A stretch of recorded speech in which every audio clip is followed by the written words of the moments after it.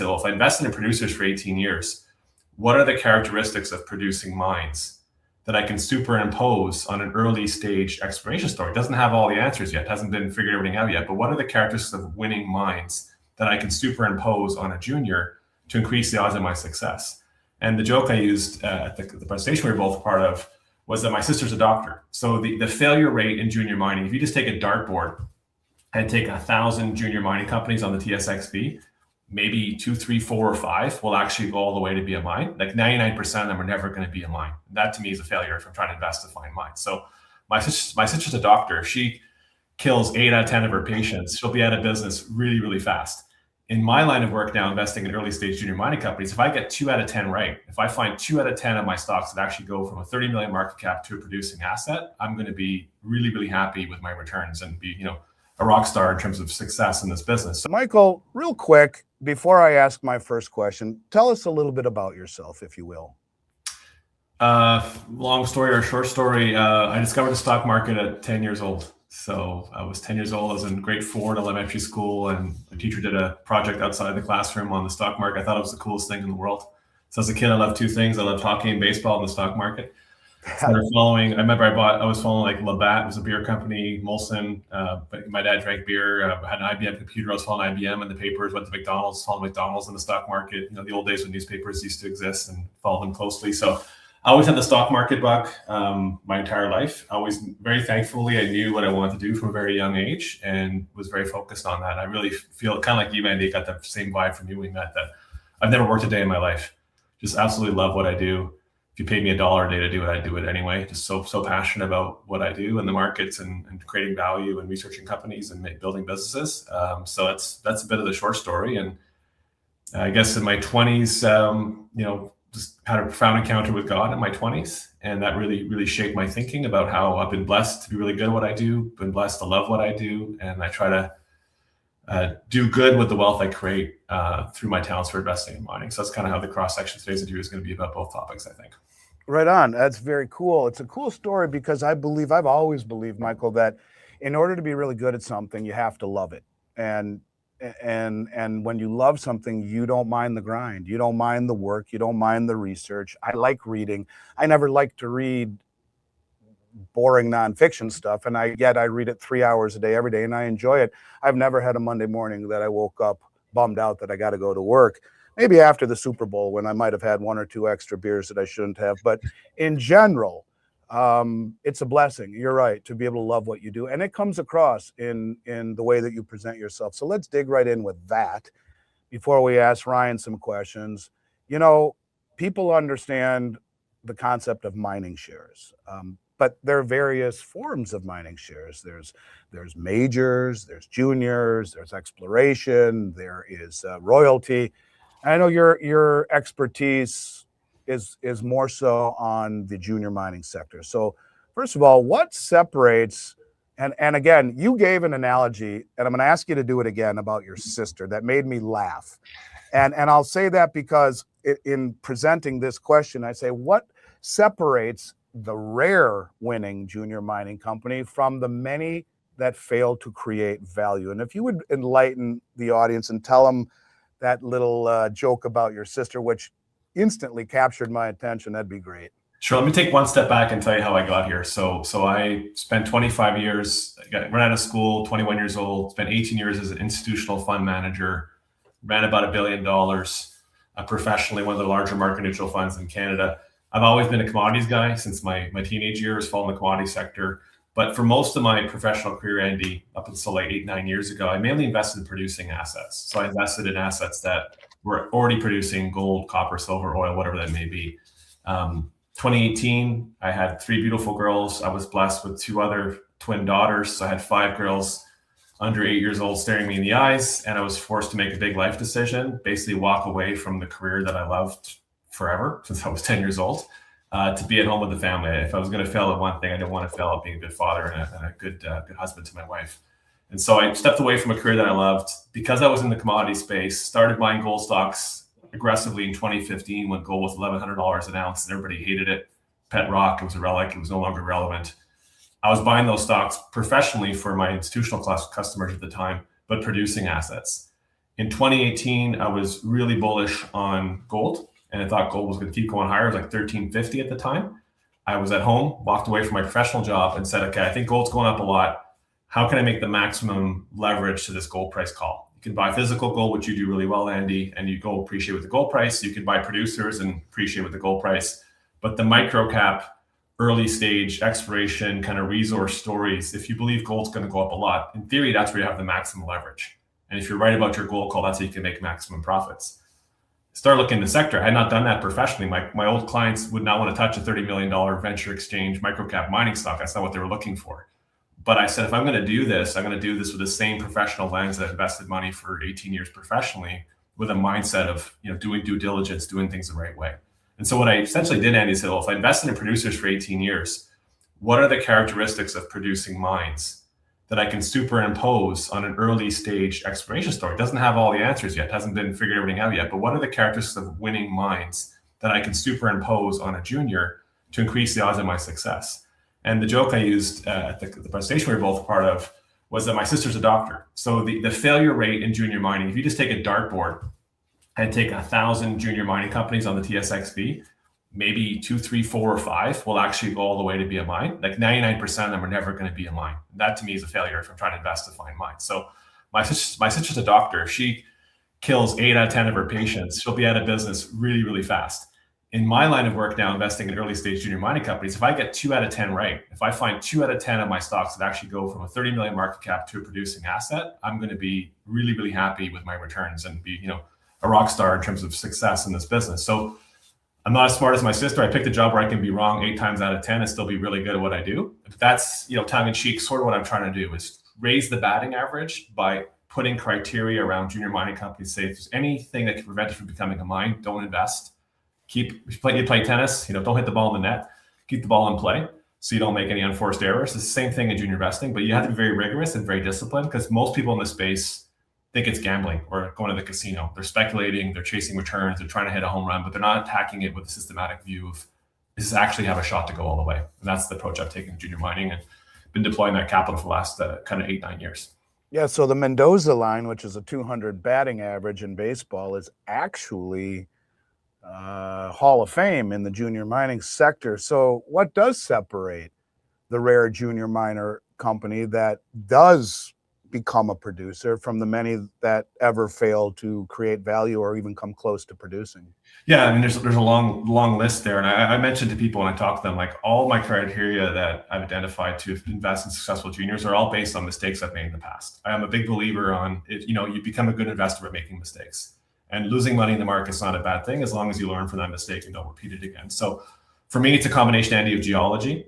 That's huge. You got to have the right rocks. You got to have the endowment, geophysical endowment necessary to have a mine.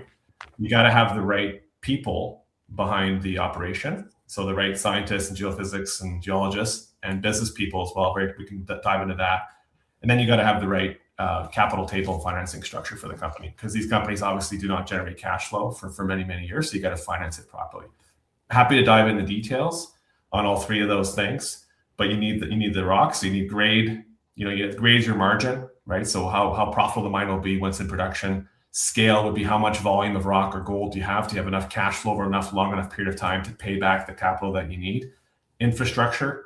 Do you have roads? Do you have power? Do you have airports? Do you have towns? All that stuff is incredibly expensive to build if you don't have it. So I focus very much on that combination of what's the capital you got to put in to build the mine versus the cash flow you're going to get out. And those variables I talked about will have a major impact on that.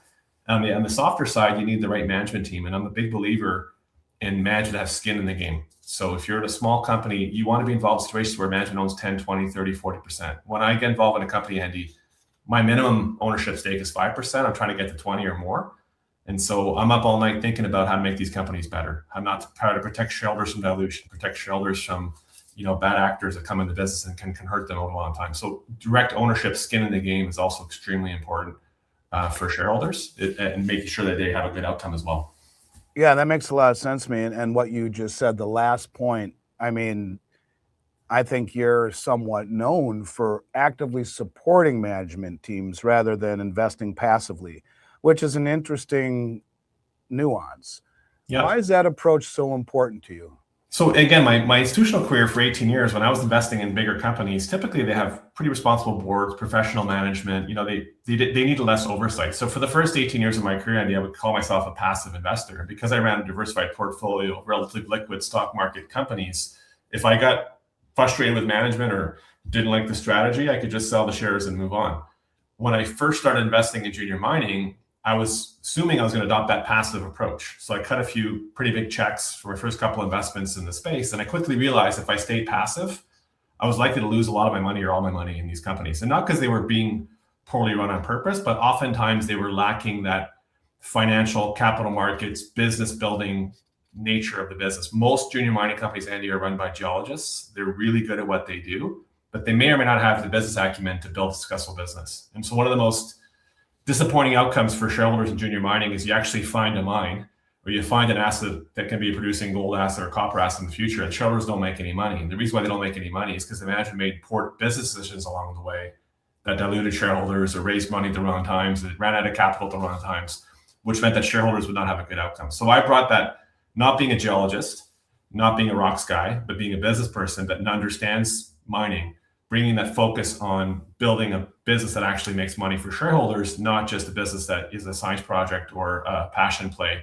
to bring a mine into production. So that combination of business and geology is what differentiates it. And you can't have that if you're passive. And a lot of these companies, as I mentioned in my talk that you heard, have 2 or 3 full-time employees. So they're understaffed. They may be heavy in one level of expertise, but lacking others. And so I also try to bring new board members, new talent, like you would in any small business, bring in the right people around the table to allow the business to thrive. And a lot of times the companies don't have the human bandwidth or the financial bandwidth to make that happen. Interesting. So you're actually making recommendations to the staff, to the management, about building out infrastructure in terms of talent, in terms of staff. Is that uncommon? I consider myself a partner in these. Like I'm doing a deal this week. Andy's may close this week. We'll see if the timing hits or not. But I had to call the manager last. I said, look, I'm coming in as a 20% shareholder. I consider myself a partner. Like I'm not officially part of management, a cornerstone shareholder, but I want to be part of this discussion around financing, about M&A, about strategic initiatives, capital allocation, deployment. What are we doing on those key themes? And I want to bring sweat equity to the table as well. I'm not just there to cut a check and check the stock price every day. I'm there to help build a business. I consider myself a mining entrepreneur more than I am an investor in the space because my time horizon is so long that I'm really there to build the business brick by brick with these individuals. And most of the time I'm very welcome at the table because it's a skill set that they're lacking or they could definitely have some help with. Yeah, that's interesting. And again, is that an uncommon thing in the industry where, someone who is investing to the degree that you are actually gets a seat at the table and they actually listen to you? Would you consider that to be rarefied air? Yeah, I think it's rare for a few reasons. One, most people are not willing to hold on for 5 to 10 years like I am. That people are very short term in life in general these days and all things. Second of all, most people are not willing to invest percentage ownerships that I have. So in Canada, if you own more than 10%, you're considered an insider. So when I own more than 10% of a company, if I sell one share of a company that I own, I got to file that. And so, I'm literally locked up. So it can literally become a private equity type investment. So most people don't want to get locked up and committed. And thirdly, most people don't want to deploy the time. This is a time consuming, sweat equity, roll up your sleeves type perspective. And that takes a lot of time. And so they're not willing to dedicate the resource. So I'd say it's very rare. You have a few people like, Eric Sprott, Rick Rule gets quite involved in the companies involved, but it's pretty rare. And the pool of capital for junior mining and even precious metals, as we know, Andy, is still pretty small, right? So there's not that many people that are focused in this arena right now. So yeah, it's rarefied air, a rare attribute, which is why I like to be fishing in ponds full of fish where there's no other fishermen, right? It gives you a lot of opportunity to create a lot of value and find some amazing opportunities. If there was 80 guys like me in the space, I think I'd be less valuable, quite honestly, because there's more capital and more expertise available. But there isn't right now. And so that's a white space I'm trying to fill with the passion I have for the business. And maybe that's why you're known as the Warren Buffett of the junior mining share sector. I mean, honestly, and I'm not saying this because you're on my show right now, Michael, I listen to you and it makes me want to invest with you. You ooze integrity and you ooze intellect and logic. And the part about spending the money, doing the research, being able to hang on and wait because you believe you're right. These are all very difficult things to do in life, period. I'm very intrigued. Let's shift to a bigger picture. When you zoom out and look at the macro environment right now, the debt, the dollar, the geopolitical shifts every day, maybe even this commodity super cycle conversation we talk about. To you, how does all of that translate into opportunity in junior mining? And why do you think this is the moment for that space?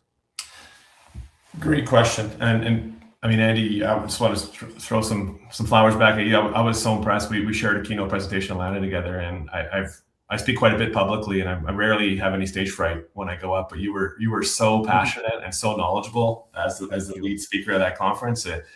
You ooze passion for the business and knowledge, and those are very rare attributes when you can back up your conviction with incredible research and definitive proof on the things you're working on. So I think you do a tremendous job on defining the macro, and your viewers would know how bullish you are in gold. And I echo those sentiments. Since 2015, I've been very bullish on gold and silver. And I would say, if anything, my macro thesis is wildly more bullish than I thought about 10 years ago. A lot of the trends that I believe was happening, the escalating debt, the deficits, the monetization of everything is happening. It's happening faster and quicker than I thought. What surprised me, Andy, is that in 2018, when I made my went all in on precious metals equities, was the gold price continued to do well, but the mining stocks were stuck in the mud. And what I realized a few years into that process was all the buying was coming from central banks for many years, and they were driving the gold price up. But the interest of the average public in precious metals, and you probably picked that up too, was still very, very low. And so I think we're still really early in the mainstream adoption, and you do a tremendous job of hopefully changing that and educating people on the need to preserve their wealth through precious metals. But I think we're still very, very early in the mainstream adoption of precious metals to begin with.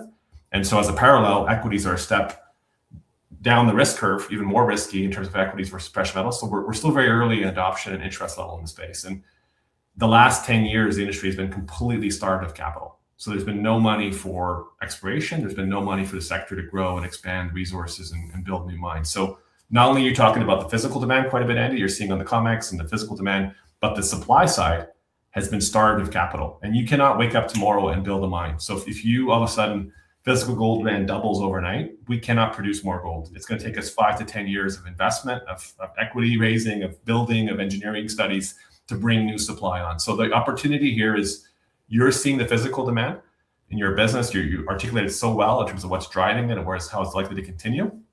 The supply side is not able to keep up. And that's where I'm focused on, is trying to bring on new gold supply to the market. And the valuations of these companies, Andy, are so depressed. They have not responded to $4,000, $5,000 gold at all. And so you can still buy resource companies today, the ones I'm invested in, and they're between $30 and $100 US in the ground of a resource. Wow. The physical gold price is $4,500 an ounce. You can buy reserves and resources in the ground today for $30 to $100 an ounce. Now, obviously, it's going to take a couple $1,000s an ounce to produce those assets with the cash flow, the capital required to bring it up. But you could literally buy an ounce all in today, resource in the ground plus capital with some time value for $2,000 an ounce US, or you can buy an ounce from yourself and Miles Franklin for $4,500 US per ounce. So that's the arbitrage I'm working on. There's the margins in the industry today are $2,500 an ounce profit margins. The producers are producing gold at $45 an ounce selling price, and it's costing about $2,000 an ounce to produce it. That's a really good business. Yeah. And that cash flow needs to be reinvested in new producing mines to make sure 20 years from now they have physical gold to sell you and your customers in the future. So that's the market I'm playing in. It's arbitrage on, I can buy really cheap, yet to be produced ounces under your feet in really good jurisdictions like Canada and the US, have the patience to wait 5 to 10 years, pay $50 an ounce today in the ground, and then have a major mining company buy me for $600 or $700 an ounce 5, 10 years from now, because they can produce at $2,000 an ounce and make a bunch of money in the physical market. So that's the food chain I'm playing in.